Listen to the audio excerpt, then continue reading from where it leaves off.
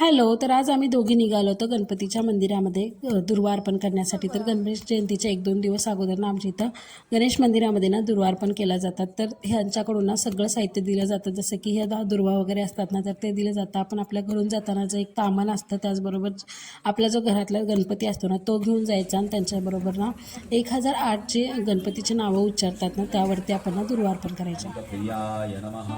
ओम फलितप्रियाय नमः. ओम बाणार्तिकांग. ओम बाणार्तिकांग. श्रीविपुलाय नमः. श्रीयुगलाय नमः. तर हा अनुभव ना माझ्यासाठी तर ना खूप स्पेशल होता, कारण मी ह्या अगोदर ना असं काहीही केलं नव्हतं दुर्वार्पण वगैरे. तर मला ना मनापासून हे करायची इच्छा होती, त्यामुळेच मी मंदिरात गेले होते. तर त्यानंतर गणपतीचं दर्शन वगैरे घेतलं आणि त्यानंतर ना घरी आलो. तर घरी येऊन ना आम्हाला आणखीन एका ठिकाणी जायचं होतं, ते म्हणजे ना आम्हाला जायचं होतं एका मैत्रिणीकडे हळदी कुंकासाठी. तर तिकडे जायला निघालो होतो. तर हळदी कुंकाबरोबर ना त्यांच्या इथं बोर स्नानचा देखील कार्यक्रम होता. तर तो ह्या छोटीचं ना बोर स्नान केलं आणि त्यानंतर आम्ही आलो होतो डॉक्टरकडे. तर सर्दी खोकल्याची इतकी साथ आहे ना, तर त्यामुळे कार्तिकीला देखील सर्दी खोकल्यानं भरपूर झालं, त्यामुळे तिचं चेकअप वगैरे केलं.